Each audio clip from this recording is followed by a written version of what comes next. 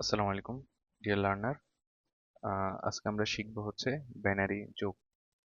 So এটা খুবই interesting একটা জিনিস, বাইনারি নাম্বার যোগ করা।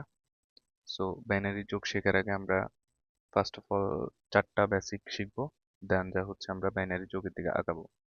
সো এখানে মূলত আহ, ছয়টা বেসিকই লিখে রাখছি, বাট চারটা বেসিক আমাদের মেন ইম্পর্টেন্ট। ওগুলা থেকে মূলত বাকি দুইটা মানে করা যায় আর কি।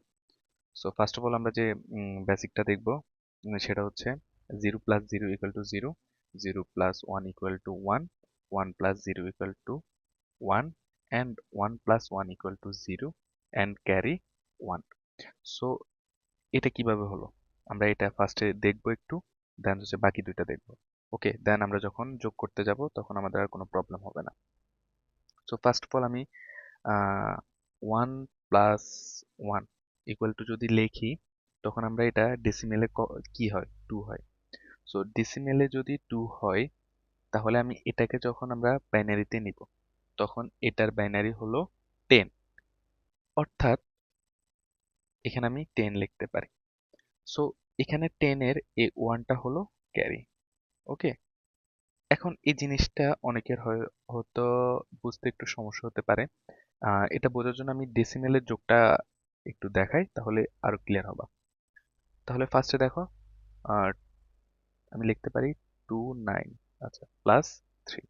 সো আমরা এখানে যখন ডেসিমেলে যোগ করি তখন কি করি, 9 + 3 অর্থাৎ 12। হ্যাঁ, তো 12 এর আমরা লিখি কি 2, আর হাতে এই একটা রেখে দিই, অর্থাৎ 12 এর এই 1টা রাখি কি ক্যারি। ক্যারি মূলত হচ্ছে আমরা হাতে যেটা রাখি, অর্থাৎ এটা আমরা পরবর্তী ডিজিট যখন যোগ করি তখন তার সাথে যোগ করি। সো এই 1টা পরবর্তীতে আমরা এই 2 এর সাথে যোগ করি, তখন 3 হয়।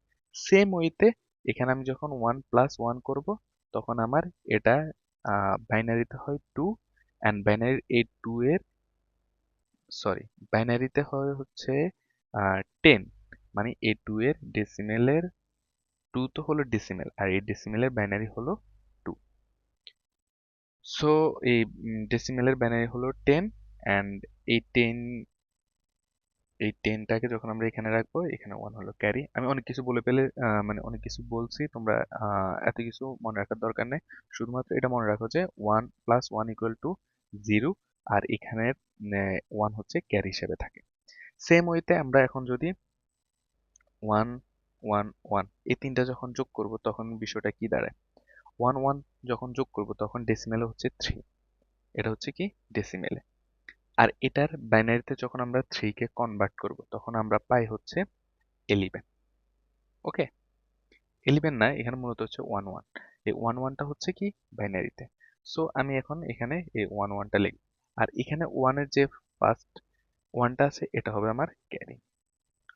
সো আমি পাইতেছি কি 1 অ্যান্ড ক্যারি হিসেবে 1, কিন্তু এই ক্ষেত্রে পাইতেছি 0 আর ক্যারি হিসেবে পাইতেছি 1। সেম ফরম্যাটে আমরা এখন চারটা 1 যখন যোগ করব, দেখো 1 1 1, চারটা 1 যখন যোগ করব তখন বিষয়টা কি দাঁড়ায় দেখো। আমি ফার্স্টে এই তিনটা নিয়ে কাজ করব। সো আমি এই তিনটা অলরেডি জানি, এই তিনটা যখন যোগ করি তখন আমি পাই কি 1 1।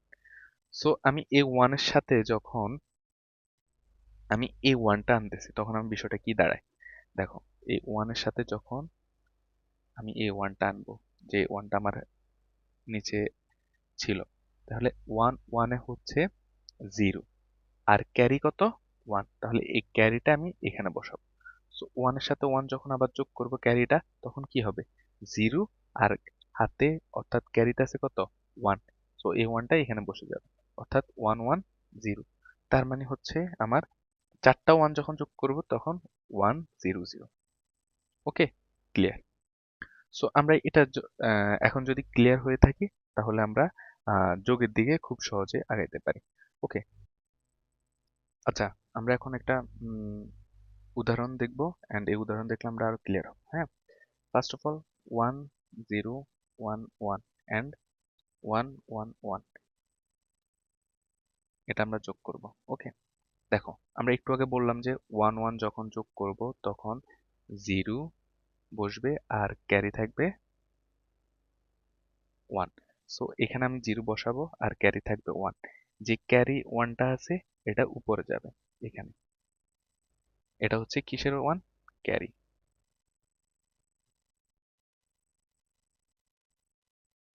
ক্যারির ওয়ান এখানে বসলো। সো তিনটা ওয়ান যখন হবে, আমরা একটু আগে উপরে দেখলাম, তখন কি হয়? ওয়ান ওয়ান, অর্থাৎ একটা ওয়ান এখানে বসবে আর ক্যারি থাকবে কত? ওয়ান। সো আমার এখানে ওয়ান বসবে আর ক্যারি থাকবে ওয়ান। সো এই ওয়ানটা আসবে এখানে। অ্যান্ড ওয়ান আর জিরো যখন আমরা যোগ করব তখন কি হয়? ওয়ান হয়। আর ওয়ান ওয়ানে যখন আমরা যোগ করব তখন আবার কি হবে? Zero.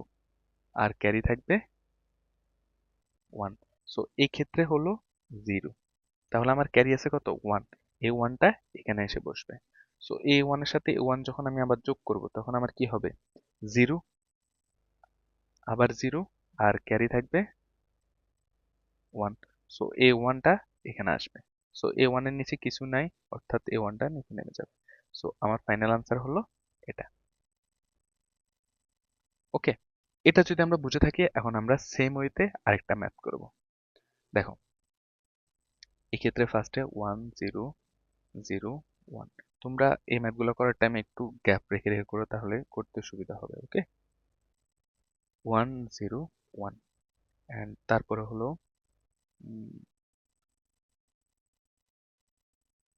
One zero one zero one, তারপরে হলো ওয়ান জিরো জিরো ওয়ান।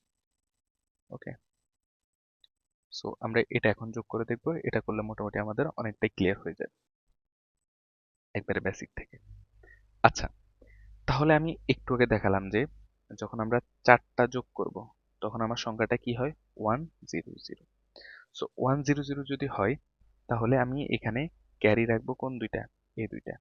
আর এটা বসাবো। আচ্ছা, এটা বসালাম। বসানোর পরে এখন আমার এই যে জিরোটা আছে এটা আসবে, এই জিরোটা আসবে এখানে।